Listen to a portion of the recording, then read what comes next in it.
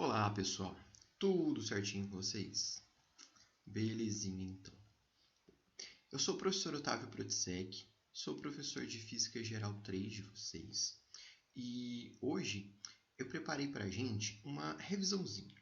Uma revisãozinha do quê?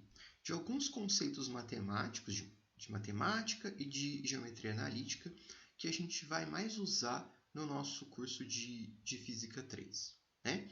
Vocês já devem ter feito Física 1, Física 2 e sabem que uma interpretação de um conceito matemático bem feita, quando está bem claro na nossa cabeça, ajuda muito no desenvolvimento da nossa disciplina de Física. Né? Então, eu separei algumas das coisas que a gente mais vai usar durante o curso. O que seriam isso? Vetores, né? A gente vai fazer muita definição, muita decomposição de vetores, né? Então é interessante a gente saber como é que faz essa decomposição, para onde vai apontar, somar, subtrair um vetor, né?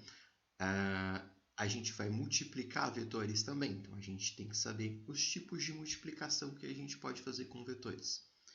Multiplicação de um vetor por um escalar, multiplicação de um vetor por um outro vetor, né? Um produto escalar ou um produto vetorial. E o que mais que a gente vai usar bastante no nosso curso são os operadores vetoriais, né? Que são o quê? O gradiente, o divergente e o rotacional. Então a gente vai falar um pouquinho dessas coisas. E para finalizar, a gente vai rever um conceito que chama integral de linha e integral de superfície, que a gente vai usar bastante.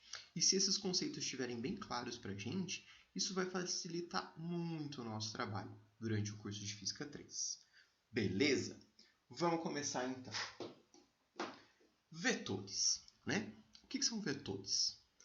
Bom, para que a gente usa esses vetores?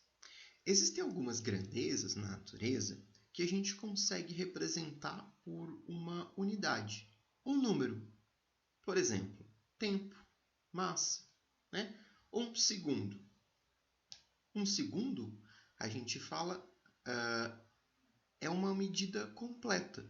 A gente não precisa falar é um segundo para a direita ou um segundo para a esquerda, né? Para cima ou para baixo. É um segundo. 1 quilo, né? É 1 quilo. São unidades que não precisam de um complemento, são unidades escalares. Aí o que acontece? Existem unidades, grandezas físicas, que elas precisam de mais do que só um número para a gente poder caracterizar elas perfeitamente, que são as grandezas vetoriais. Quais são as grandezas vetoriais que a gente está acostumado a trabalhar? Força, velocidade, aceleração, né? A gente vai trabalhar bastante com campos elétricos, campos magnéticos. E o que tem de especial essas grandezas? São grandezas que, além de um número, né, que a gente vai chamar de módulo do vetor, elas precisam de uma direção e um sentido. Né? Então, elas precisam de mais do que só um número para ter uma representação completa. E para isso a gente usa um vetor. Então, como é que a gente representa esse vetor? Esse vetor é representado por uma flechinha. Ok, né? Então, o tamanho da flechinha representa o módulo do vetor, por exemplo, 5 metros por segundo. 5 metros por segundo, né, seria um vetor velocidade e o comprimento na escala determinada seria 5. Né? A gente precisa o quê? Da direção e o sentido. Então, sentido positivo, negativo e direção horizontal, vertical, ou essa daqui, ou igual a esse vetor que a gente tem aqui, que está inclinado num determinado eixo. E a gente representa essa grandeza com uma flechinha em cima da unidade, da grandeza que a gente está trabalhando. Então aqui eu coloquei um vetor genérico A. Beleza?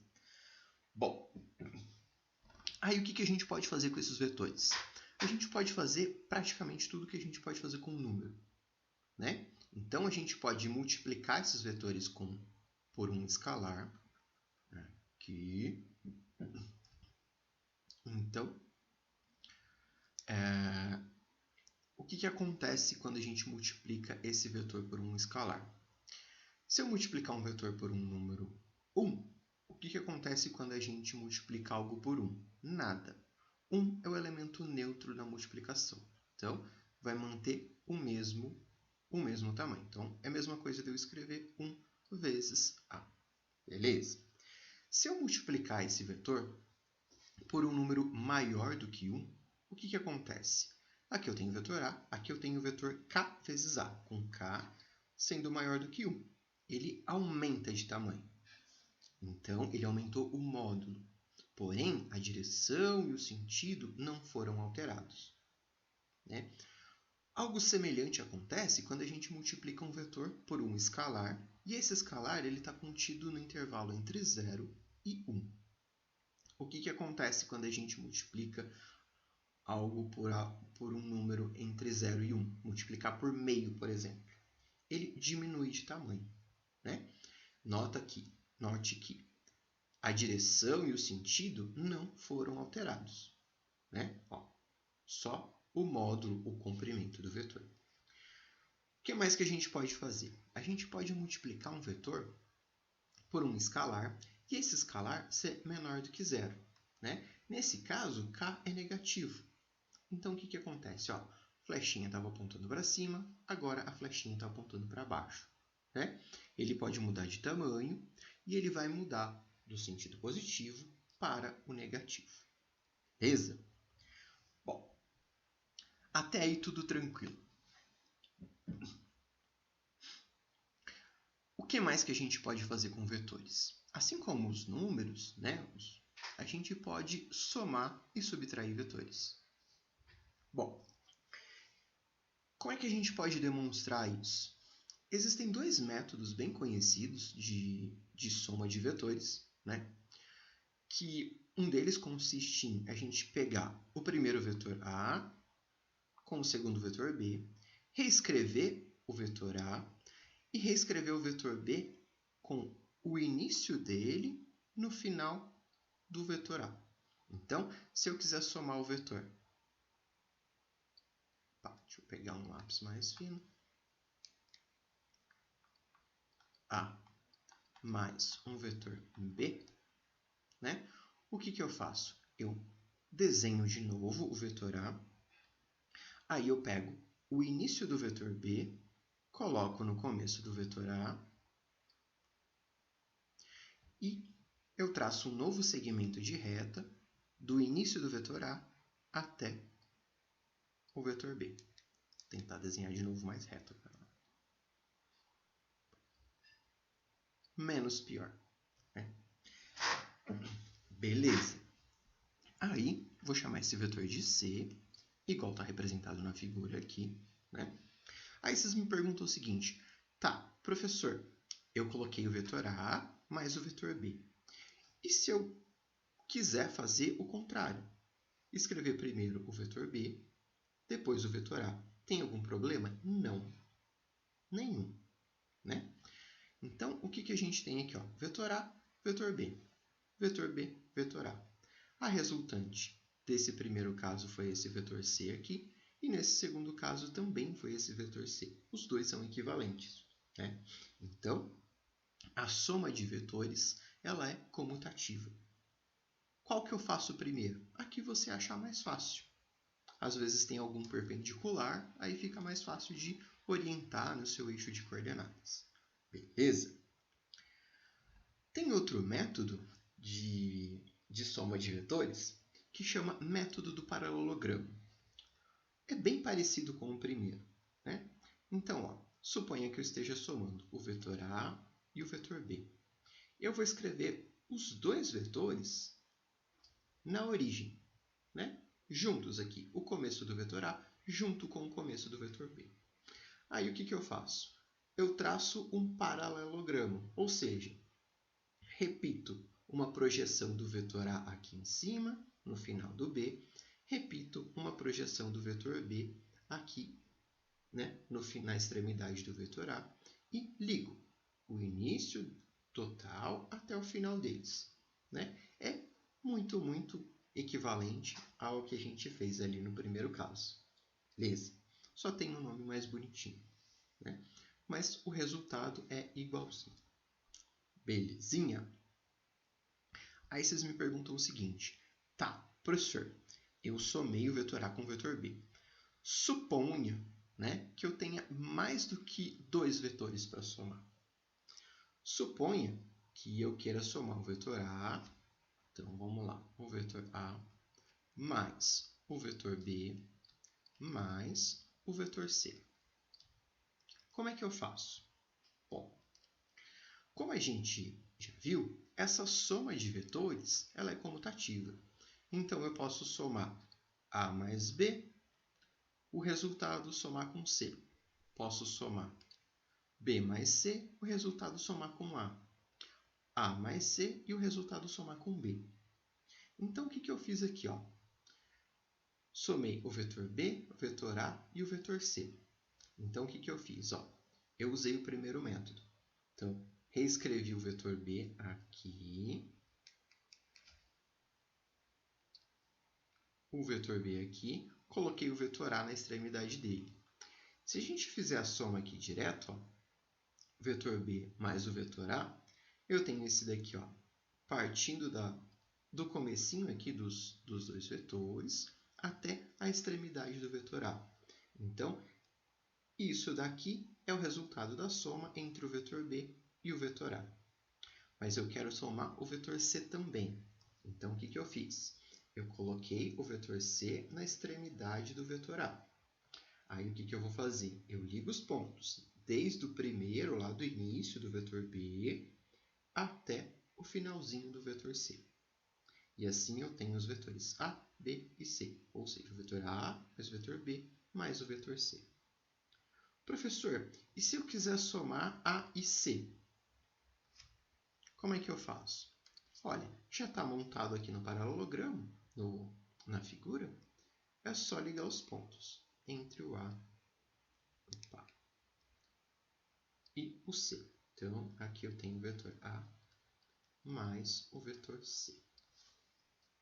Professor, eu posso repetir esse processo para quantos vetores eu quiser? Pode. Para quantos vetores você quiser. Quantos precisar. Beleza? Bom, então, para ilustrar isso aí, vamos fazer um exemplo. Né? O exemplo é o seguinte. Você caminha 3 km na direção leste e 4 km na direção norte. Determine o seu deslocamento resultante. Note que deslocamento é a diferença entre a sua posição inicial e a sua posição final, que, em geral, é diferente do quanto você andou. Né? Então, eu coloquei aqui, ó, você caminha 3 km na direção leste. 3 km na direção leste. Aí, ó, partiu do zero, 3 km na direção leste.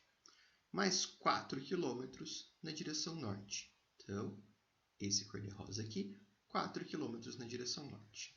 O problema pede o seu deslocamento resultante. Ou seja, a diferença entre a posição inicial aqui e a posição final. Essa diferença é o quê? Esse vetor aqui, né? Esse vetor em azul, que tem módulo 5 km. Né? Mas como é que a gente calcula isso? Bom, aqui a gente tem um triângulo pitagórico, né? Daria para contar os quadradinhos aqui também, né? Tá em escala, ó, cada 2 quadradinhos representam 1. Então, tem 1, 2, 3, 1, 2, 3, 4, né? Mas eu acho que o jeito mais fácil aqui é usar o teorema de Pitágoras, né? Então, hipotenusa ao quadrado igual cateto adjacente ao quadrado mais cateto oposto ao quadrado. Então, eu tenho hipotenusa, que vai ser o meu deslocamento resultante, né? O módulo desse vetor, é igual a raiz de 4 ao quadrado mais 3 ao quadrado. Isso aqui da raiz de 25, que é 5. Lembrando da unidade de medida, quilômetros. É um problema simples, mas isso daqui é para ilustrar que isso daqui é diferente de o quanto você andou. Vamos pensar no seguinte problema. Suponha que você está na sua casa, fala assim, vou fazer caminhada. Você dá uma volta no quarteirão. Para mim, isso já é uma caminhada. Você suponha que você tenha andado 400 metros, né? E voltou para exatamente o ponto onde você saiu, né? À frente da sua casa, o portão da sua casa. Você andou 400 metros. Mas qual é o seu deslocamento? O deslocamento, a gente tem que lembrar que é a diferença entre a posição inicial e a final. Né? Você andou 400 metros, mas o seu deslocamento é zero. Então, o seu vetor de deslocamento teria módulo zero. Beleza? Tranquilo. Então, vamos lá. O que mais que a gente pode falar de vetores? Os componentes dos vetores. Bom,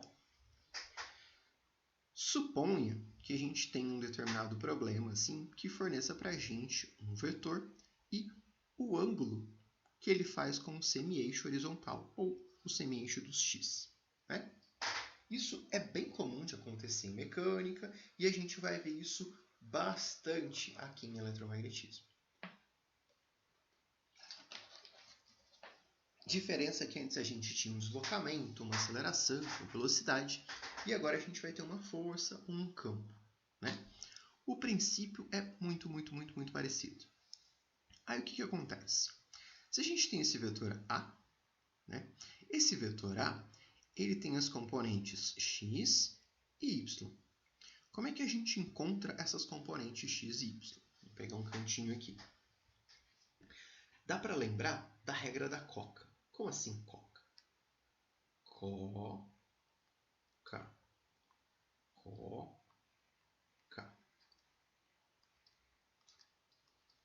As hipotenusas.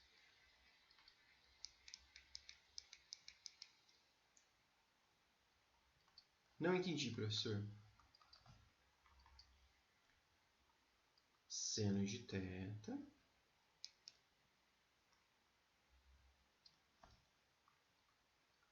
cosseno de θ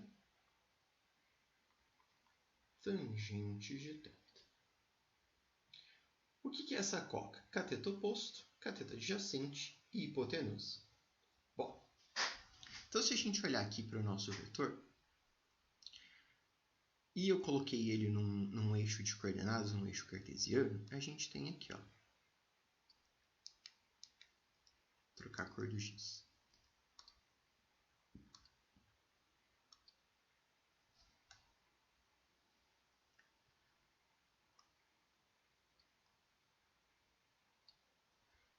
Isso daqui é a projeção do vetor AY aqui para a gente ter um triângulo. Aí o que acontece? Temos o vetor, o ângulo θ, né? Algo equivalente ao vetor AY aqui. Né? Mesma direção, mesmo módulo, mesmo tudo. Né?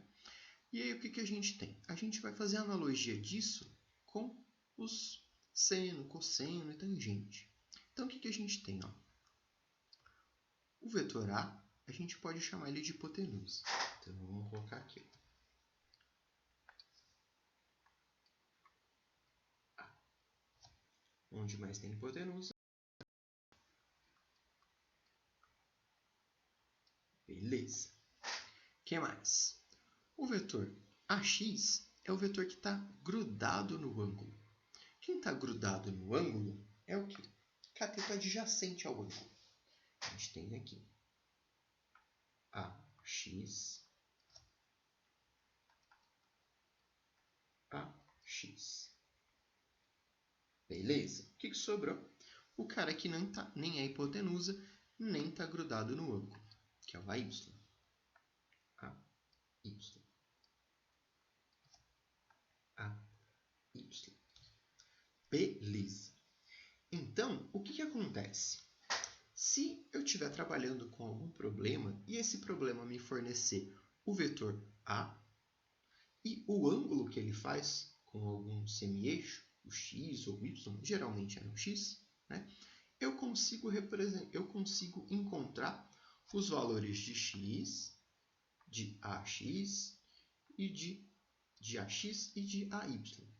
Né? Se eu souber o comprimento do vetor e o ângulo. Então, se ele estiver organizado bonitinho assim, eu tenho que AY é igual ao vetor A vezes o seno de θ, e o AX é o vetor A vezes o cosseno de θ. Note que essa decomposição que a gente fez aqui dos vetores, se eu olhar ela para um outro sentido e fizer a soma desses vetores, olha só, se eu somar o vetor AY com o vetor AX, pela regra do paralelogramo, ó, paralelo aqui,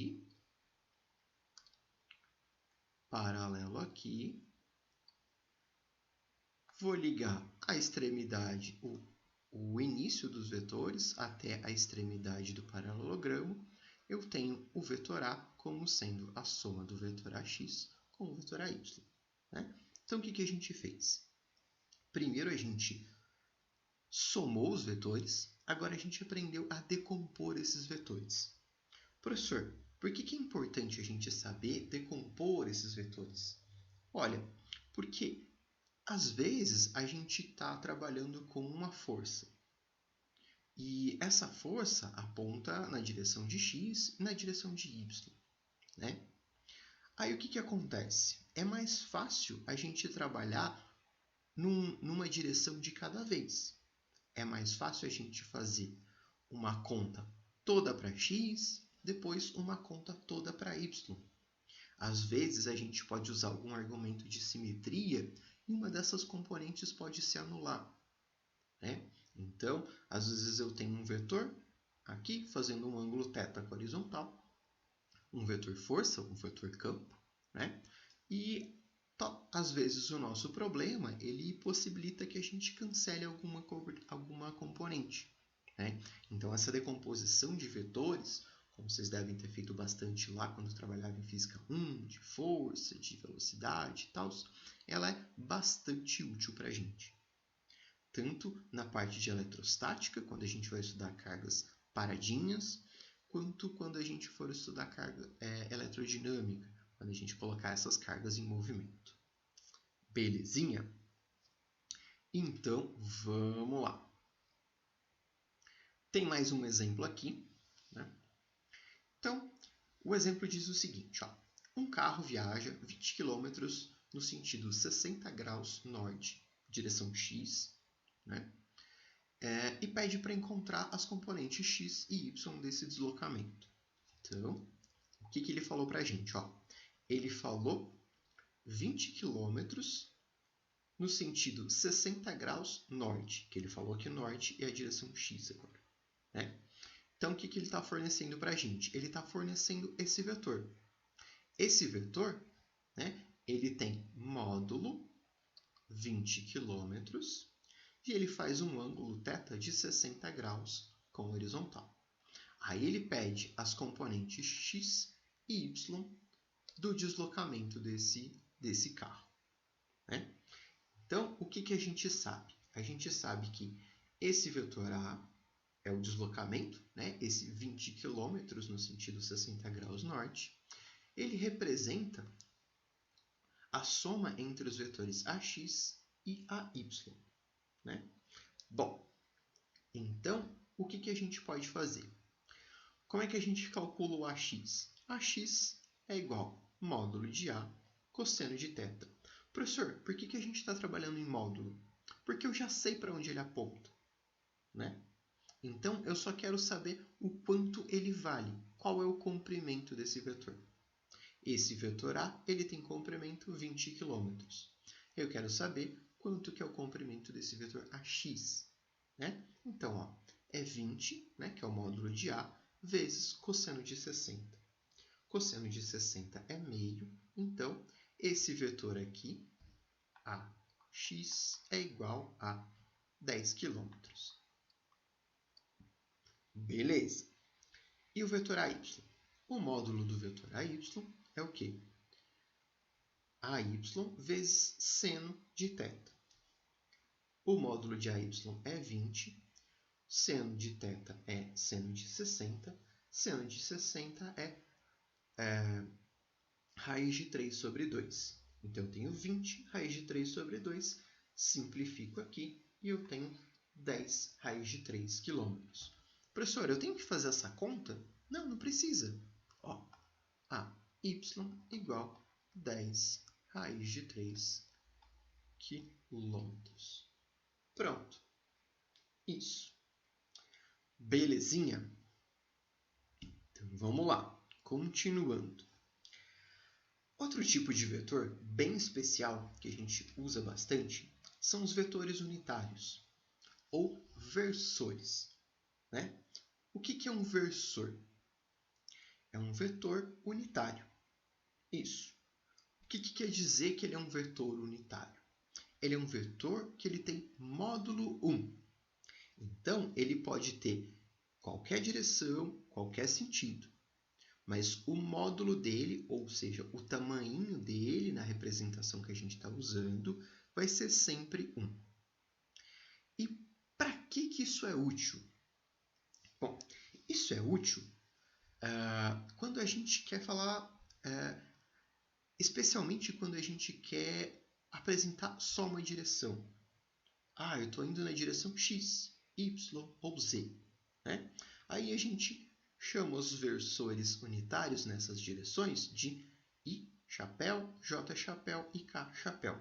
Então, I chapéu representa um vetor de módulo 1, ou seja, um versor, apontando na direção de X.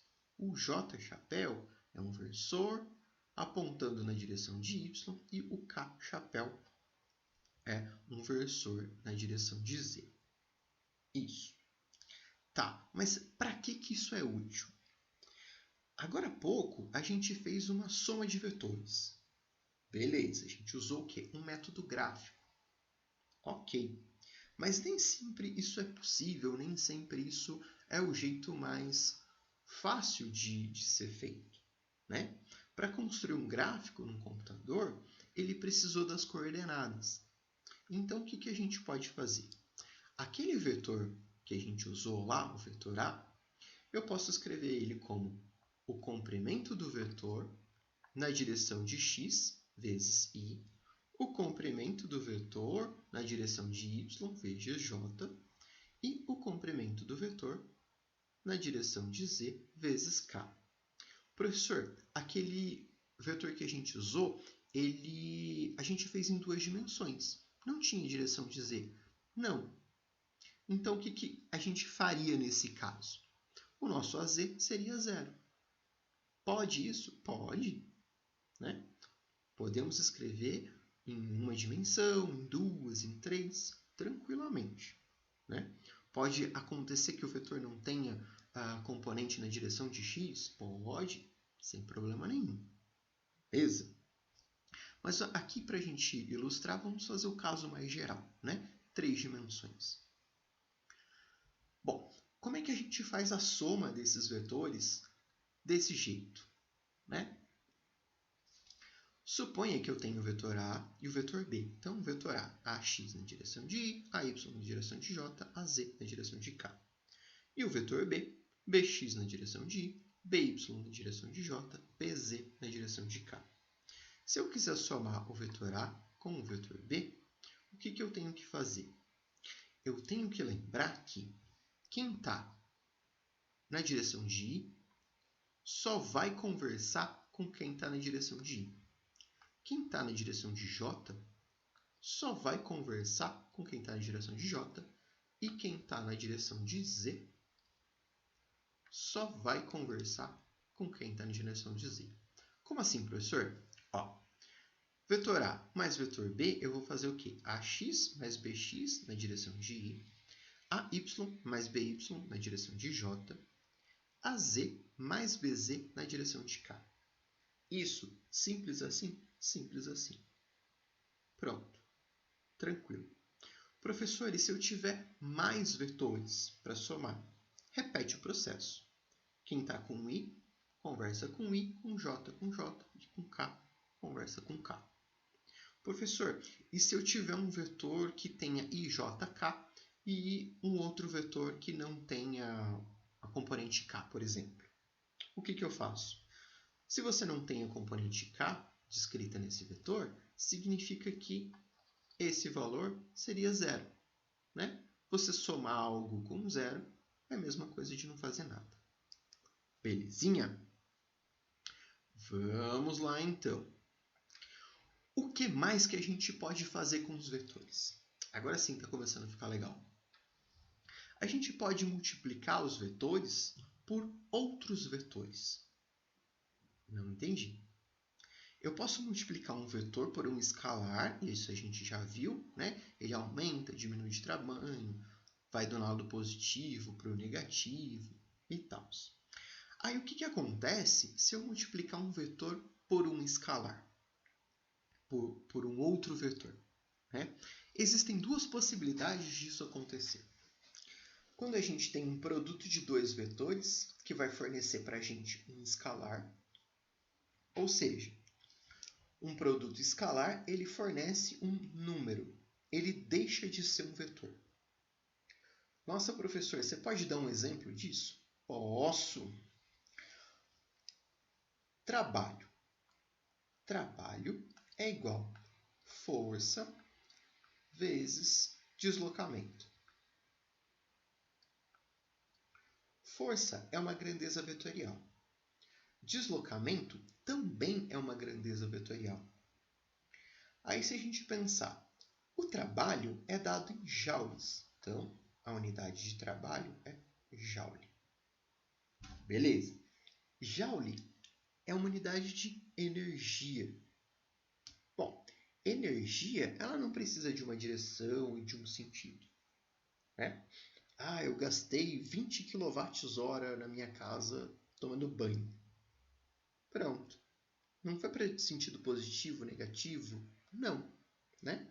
Então, o trabalho é uma grandeza escalar. Então, a gente tem aqui um exemplo de um produto escalar, né? Um produto de um vetor força com um vetor deslocamento que vai fornecer para a gente um número. Ah, beleza. Aí, o que acontece? Como é que é feito esse tipo de produto, né? Então, vamos lá. Pegar os nossos vetores aqui, A e B, e fazer um produto escalar com eles. Eu represento o produto escalar por esse pontinho aqui.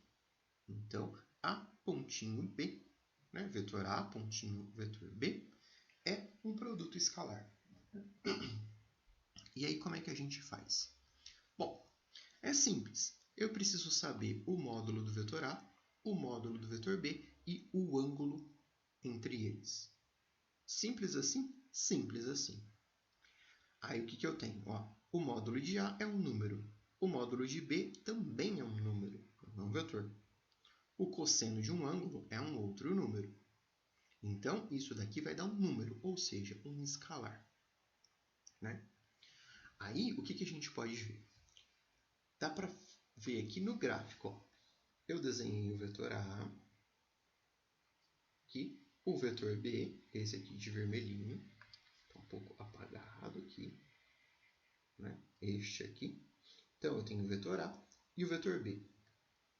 O produto escalar entre eles é a projeção do vetor A na direção do vetor B.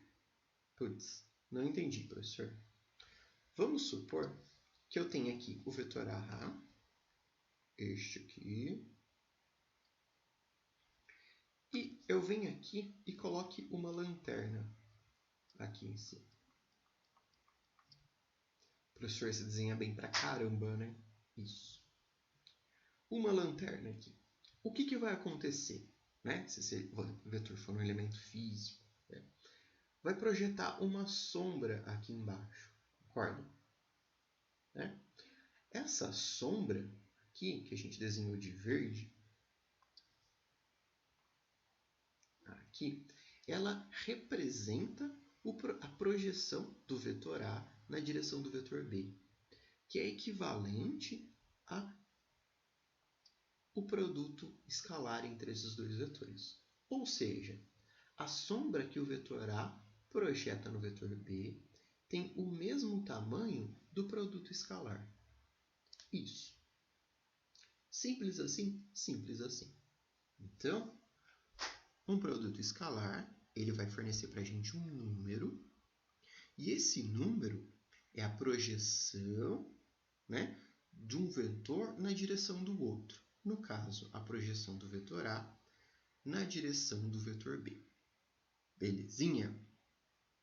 O que mais que a gente pode falar de produtos de vetores? Produto vetorial. Um produto vetorial é um produto entre dois vetores que vai fornecer para a gente um terceiro vetor. Isso. Professor, tem um exemplo? Tenho sim. Vocês lembram de torque? Torque é o quê? A força no movimento de rotação. Que é o quê? O produto da força vezes o vetor distância do eixo de rotação. Ou alguns livros chamam isso de braço de força, né? O torque é um produto vetorial. Um produto de um vetor, vetor força, com um vetor distância até o eixo de rotação, né? Que vai fornecer um vetor torque para a gente.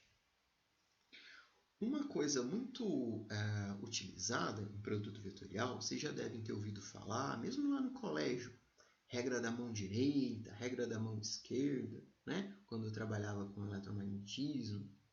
O que era essa regra da mão direita, regra da mão esquerda? Era um produto vetorial. Professor, por que a gente fazia essas regras em vez de usar essas equações que estão aí nas suas notas de aula para fazer um produto vetorial? Porque é mais fácil, né?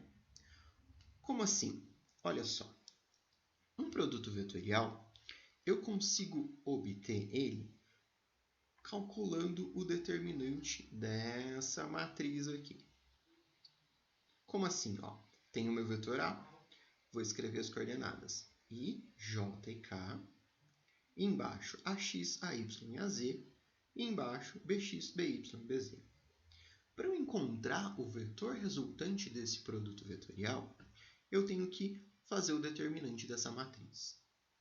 Beleza, né? Mas é meio chato, dá um tantão de conta e tal. Mas me fornece o produto vetorial. Se eu tiver que fazer, não tem jeito. Mas, em alguns casos, em vários casos, se a gente souber para onde esse vetor está apontando, eu consigo fazer essa continha aqui menor, né? E calcular o módulo do vetor. Como eu já sei para onde ele está apontando, eu não tenho que calcular o determinante dessa matriz. Professor, e como é que eu sei para onde ele está apontando? Em geral, a gente vai aplicar as regras da mão direita, esquerda, né? Que vocês provavelmente viram lá no colégio, e a gente vai estudar isso um pouquinho mais a fundo, né? Aqui. Tá, mas por que eu consigo usar essas regrinhas de mão direita e mão esquerda para produto vetorial? Porque um produto vetorial ele tem uma característica muito legal, que é ele sempre, né, o vetor resultante de um produto vetorial, ele é sempre perpendicular a ambos os vetores originais. Como assim? Então, eu tenho aqui, ó, o meu vetor A, o meu vetor B, né?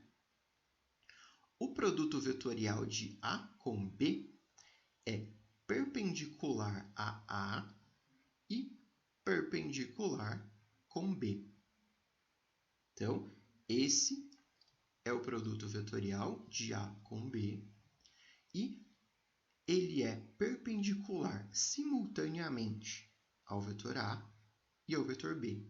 Professor, isso sempre vai acontecer quando a gente tiver um produto vetorial? Sempre, sempre. Lembra quando vocês usavam a regra da mão direita, mão esquerda? Tinha um dedo que era para força, um dedo que era para o campo e outro que era para velocidade, quando a gente estava trabalhando para campo magnético. Se a gente fizer isso agora, estou fazendo aqui, a gente vai ver que a gente tem um eixo cartesiano, cada um apontando para uma direção perpendicular ao outro, né? Então, isso é um produto vetorial. Aí, o que acontece? Se eu souber essa regra, mão direita, mão esquerda, eu não preciso calcular esse determinante. Por quê? Porque eu sei para onde ele está apontando. Então, eu vou precisar saber o quê? O módulo do produto vetorial. E o módulo do produto vetorial é muito mais fácil de calcular. Ele é bem parecido com o que a gente fez para o produto escalar. Então, eu tenho aqui, produto vetorial do vetor A com o vetor B é igual ao módulo do vetor A vezes o módulo do vetor B vezes o seno do ângulo entre eles. E isso vai me fornecer o módulo do produto vetorial, do vetor resultante desse produto vetorial, ou seja, o comprimento dele. Beleza? E o produto vetorial ele tem mais uma particularidade. A particularidade que ele tem é que o produto vetorial ele não é comutativo. Ou seja, se eu multiplicar A, vetor A, vezes vetor B, vai me dar um resultado. Se eu inverter essa multiplicação, eu teria que inverter aqui na matriz, né? Colocar o B em cima e o A embaixo. Eu teria um vetor com o mesmo módulo, né? Só que em sentido contrário.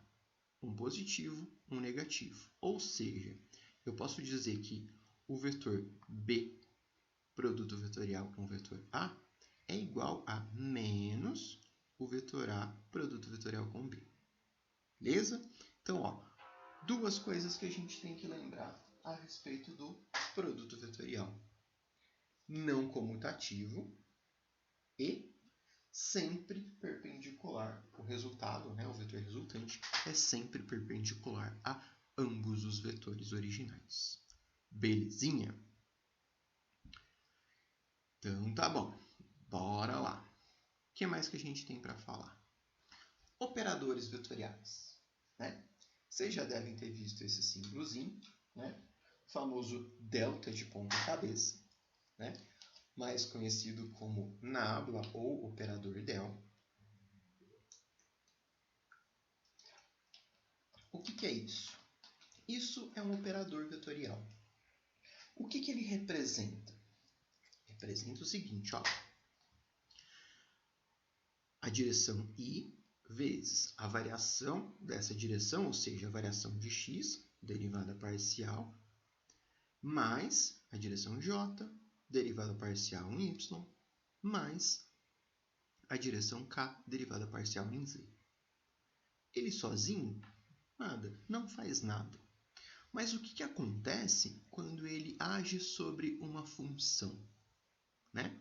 Quando eu multiplico esse operador, ou eu aplico esse operador em um determinado vetor, né? Ou uma função. Então, o que a gente tem aqui? A gente tem três maneiras disso acontecer, né? Então, eu posso aplicar esse operador em uma função escalar. Então, eu tenho uma função escalar, eu vou ter o operador vezes essa função escalar. Então, podia ser um x² vezes y, né? Eu tenho o que é chamado de gradiente. Posso aplicar em uma função vetorial, por exemplo, uma função de velocidades.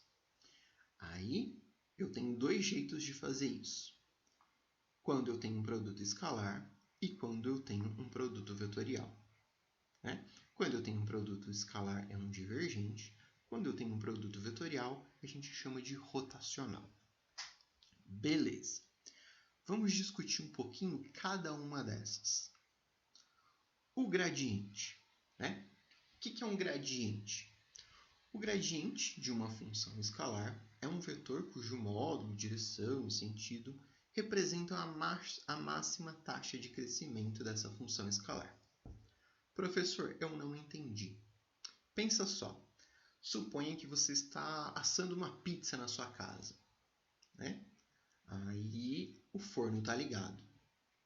Concorda que mais próximo do forno está mais quente do que em volta da cozinha ali da sua casa? Então eu posso falar assim, naquela direção, na direção do forno, eu tenho um gradiente positivo de temperatura. Ou seja, esse vetor, a direção que eu estou ali apontando para o forno, ela vai apontar o máximo crescimento da função temperatura. Isso a gente chama de gradiente, né? Nesse exemplo do forno, é um gradiente de temperatura. Isso. E como é que a gente faz essa continha? Bom, se eu tenho uma função qualquer f, né, que depende de x, y e z, né, aplico o operador nabla, né, o que eu vou ter? ddf na direção de x, ddf na direção de y, ddf na direção de k. Simples assim? Simples assim. Se eu fizer isso, né, com essa função, eu tenho a direção do máximo aumento dessa função. Note que a função f era uma função escalar.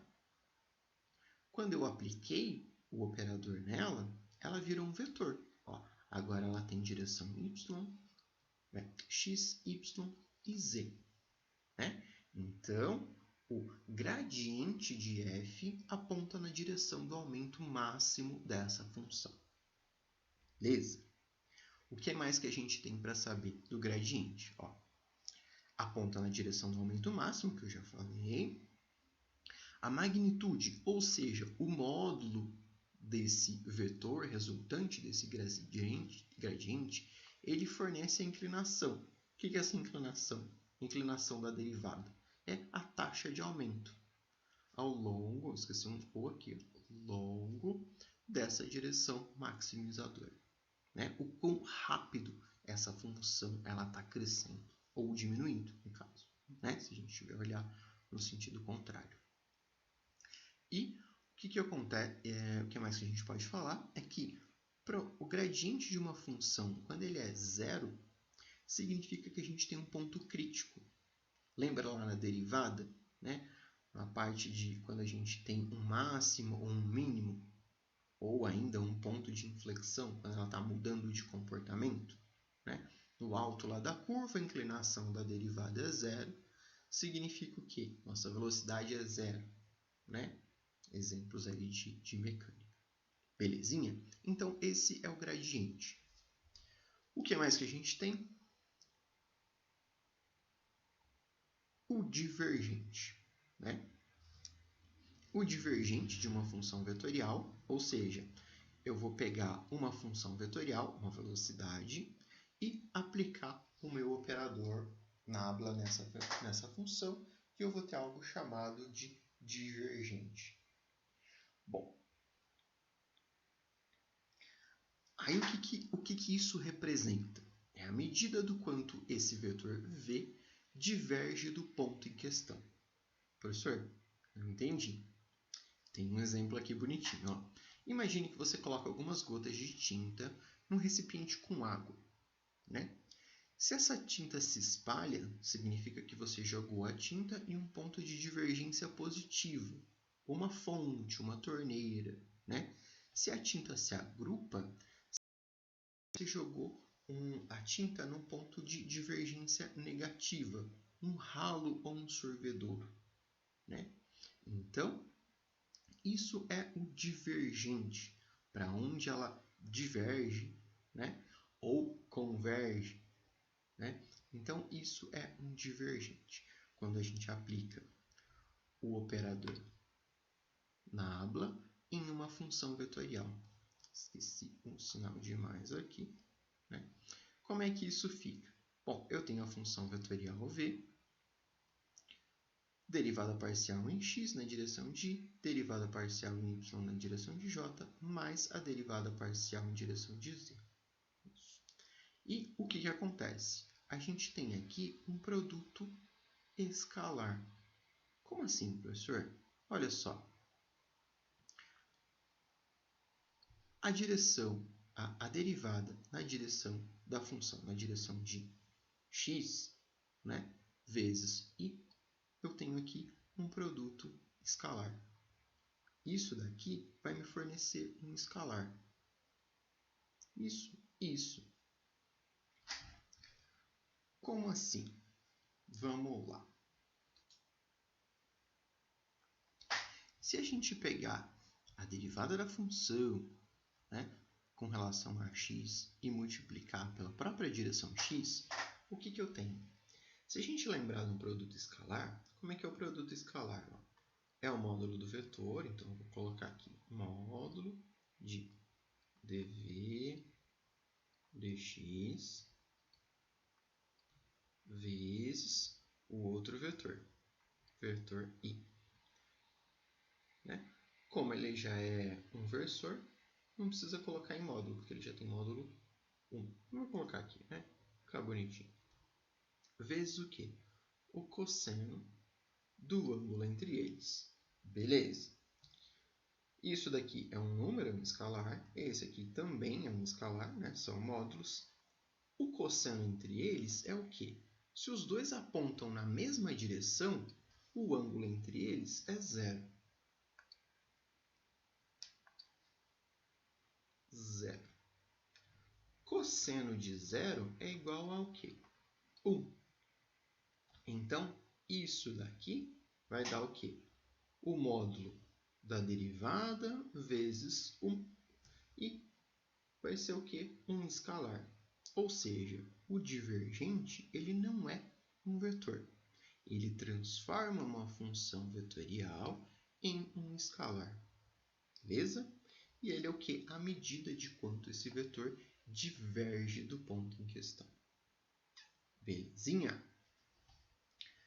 O que mais que a gente tem? O rotacional. Né? O rotacional é a medida de quanto esse vetor gira em torno do ponto em questão. Como é que a gente calcula ele? Igualzinho a gente fez com um produto vetorial. Né? Então, ó, eu tenho o operador na habla vezes a função vetorial. A função é o quê? Vx, Vy e Vz. O operador na habla é o quê? ddx, ddy, ddz. Né? Fazendo o determinante aqui, eu já fiz aqui embaixo, eu tenho que o rotacional da função v é a direção de i, dvz dy menos dvy dz, mais na direção de j, dvz dvx dz menos dvz dx, mais na direção de k, dvy dx menos dvx dy. Né? Beleza. Aí não tem muito o que fazer. Né? A gente pode, às vezes, conseguir usar uma regra da mão direita e tal, mas quando aparece um rotacional, em geral, a gente tem que calcular assim e não tem muito para onde fugir. Beleza? Mas a gente tem alguma característica legal para falar do rotacional também. Né? Campos vetoriais que eles têm o rotacional diferente de zero, né, são ditos campos de vórtice, ou seja, campos que ficam rodando. Né? Ele não é igual a um campo gravitacional, por exemplo, né, que aponta sempre lá para o centro da Terra. A gente vai estudar campos que não são tão comportadinhos assim, né? Que eles partem de um ponto e eles voltam para esse mesmo ponto, como o caso de um campo magnético. Né? O que mais que a gente pode falar? Então, um campo de velocidade de um corpo em rotação é um campo rotacional, que é a medida da capacidade do giro desse corpo. Ou seja, um rotacional é o quanto esse corpo tem a capacidade de girar em termos de determinado eixo. Né? Aí, se o rotacional ele for zero, é um campo chamado de irrotacional. Campos vetoriais conservativos, como o campo gravitacional, um campo elétrico, né? A gente vai provar isso para a lei de Coulomb, são campos irrotacionais, ou seja, nada gira sob a ação desses campos, né? Pode até mover uma carga, uma quantidade de massa, mas ela não vai ficar rodando. São campos irrotacionais e isso é bem comum de acontecer em campos conservativos, né? Como vocês já devem ter visto lá em gravitação universal. Belezinha? O que mais que a gente tem para falar? As integrais de linha, superfície e de volume. De volume a gente nem vai falar, nem vamos usar no curso. O que é uma integral de linha, né? Uma integral de linha é uma integral de uma função vetorial. Como assim? A gente já, acredito que vocês já devem ter visto isso, né? Mas uma integral de uma função vetorial, a gente chama de integral de linha. Então aqui, ó, eu tenho uma integral do mesmo jeitinho que a gente já fez integral normal e tal. A diferença é que não é uma função, não é um x². É um x² na direção de i, mais um y na direção de j, mais alguma coisa na direção de k, né? É uma função vetorial, é uma função que aponta para um determinado lugar, né? E o que tem de interessante nessas integrais de linha e de superfície, que a gente vai usar bastante, né? E se a gente conhecer bem, isso facilita demais a nossa vida no cálculo de campos elétricos. Essa função, né, quando ela é definida num caminho fechado, né, entre dois pontos, eu posso dizer que é uma integral de linha fechada, né? Como assim, professor? Vamos desenhar aqui, ó, um círculo. Suponha que esse meu deslocamento dl, eu vou partir deste ponto A, fazer toda a volta no círculo e voltar para esse ponto A, né, que eu vou chamar de B agora, né? Então, eu parti do ponto A, dei a volta, ou seja, fiz esse caminho e voltei para o ponto B. Quando isso acontece, a gente pode falar que essa é uma integral de linha fechada, né? Ela descreve um caminho fechado. Professor, é um círculo sempre assim? Não, pode ser qualquer forma. Pode ser um quadrado, pode ser um triângulo, pode ser uma forma completamente aleatória. E como é que a gente faz para representar isso? A gente escreve assim, ó, a integral, e a gente põe essa bolinha aqui no meio da integral, né? E a gente coloca um Czinho, né? Integral no caminho fechado da função v vezes o deslocamento dl. Isso. Professor, como é que faz isso? Bom, uma integral de linha, né? O que a gente tem que fazer? A cada ponto do caminho, ou seja, cada pontinho ali que a gente tiver da função v, a gente tem que fazer o produto escalar de v com o deslocamento dl até o próximo ponto. Assim, o valor da integral de linha, né, ele vai depender do caminho particular, de A para B. Professor, parece que isso dá muito trabalho. Parece, e realmente dá. Mas o que acontece? No nosso curso, não é um curso de cálculo. Então, a gente vai usar caminhos conhecidos. Como assim caminhos conhecidos? Bom, se a gente pega esse caminho aqui, ó, de A, fiz a volta no círculo e voltei para o ponto A, né? Um caminho fechado de A até B. O que eu tenho aqui? Eu tenho um círculo. Concorda que eu sei calcular o perímetro do círculo, né? O perímetro de uma circunferência é 2π vezes o raio dessa circunferência. O que essa integral de linha nesse caminho fechado vai me fornecer? Vai me fornecer esse perímetro dessa circunferência. Então, a gente vai fazer o possível para trabalhar com caminhos que a gente conheça, que a gente já sabe fazer a conta.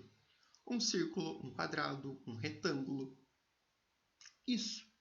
Os nossos caminhos, né, quando a gente for usar uma integral de linha, a gente vai sempre procurar usar simetrias que a gente conheça. Isso. Para quê? Para não precisar resolver essa integral. Então, eu tenho aqui uma integral fechada nesse caminho de A e B.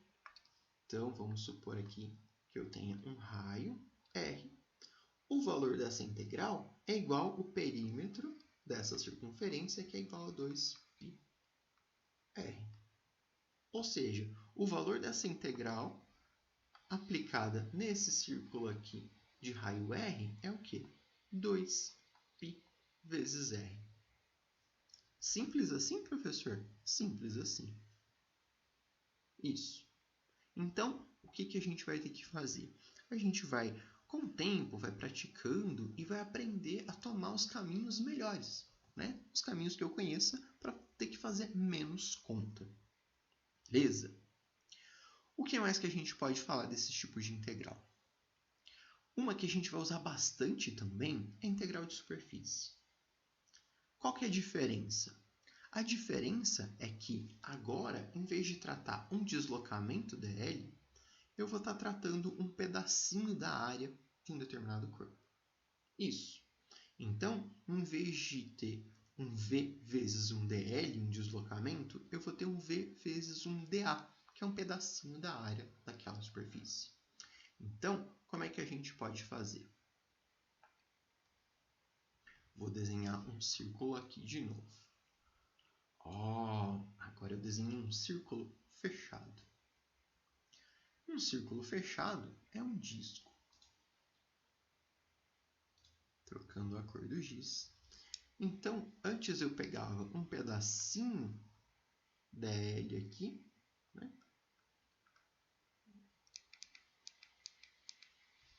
Aqui. Um pedacinho dl. Agora, eu vou vir aqui e pegar um pedacinho dA, que é um pedacinho da área dessa superfície fechada. E aí, o que acontece? Mesmo caso do anterior. Para eu calcular uma integral de superfície, é interessante que eu saiba a área dessa superfície. Então, o que a gente vai fazer? Durante o nosso curso, a gente vai ter algumas integrais de superfície para calcular, né? O que eu vou fazer? Eu vou calcular as integrais das áreas que eu conheço. Mas, professor, a gente vai poder escolher? Vai. Tem um jeitinho da gente fazer isso, né? Então, basicamente, o que a gente vai ter que fazer? Deixa eu colocar mais uma folha aqui.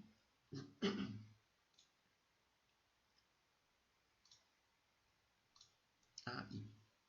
A gente vai ter que saber calcular a integral de superfície fechada. Eu usei VD. Para algumas simetrias diferentes. Quais? Em geral, a gente vai precisar saber a área de um disco, né, que eu desenhei ali. Vou trocar a cor do giz. A área de um disco. Suponha que isso não tenha ficado tão ovalado e seja um disco. Quanto que é a área de um disco? É πr ao quadrado. Isso daqui equivale à integral fechada na superfície da função vetorial dA. Sem fazer conta. Sem fazer conta. Tá, professor, e se for uma esfera?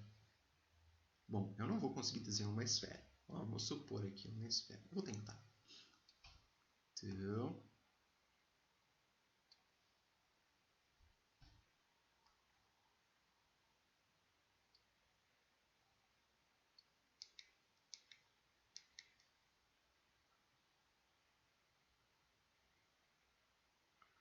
imagine isso daqui em 3D. Suponha que seja uma esfera, né? Qual que é a área de superfície de uma esfera? Opa.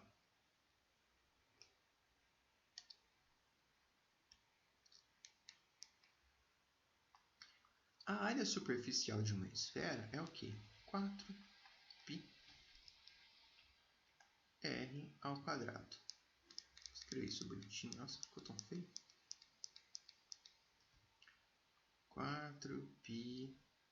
Aqui R é o raio da esfera. Ok. E isso é igual à integral fechada na superfície da função vetorial dA dessa esfera. Pronto. Qual outra que a gente vai usar? A gente vai usar bastante uma área de um cilindro. Então, vamos lá. Tentar desenhar um cilindro.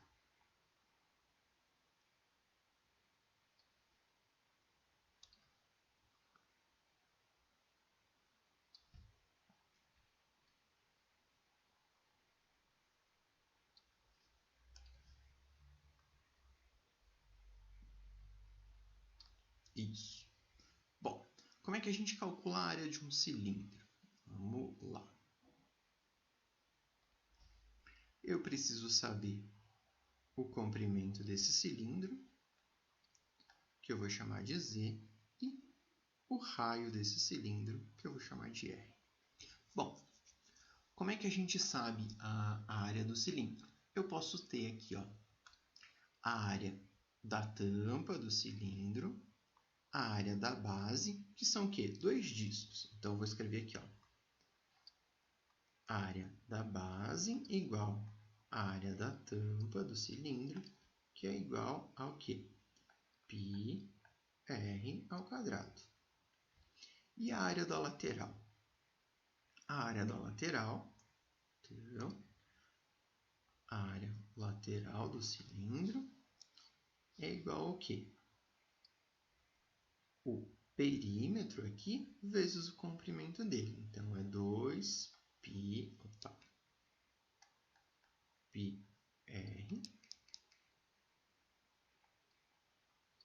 vezes o comprimento dele.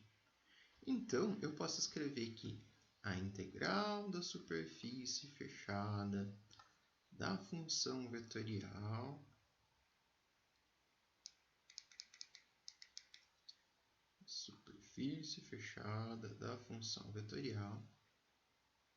não tem esse D aqui, né? Ainda não. Para este cilindro é igual ao quê? 2πr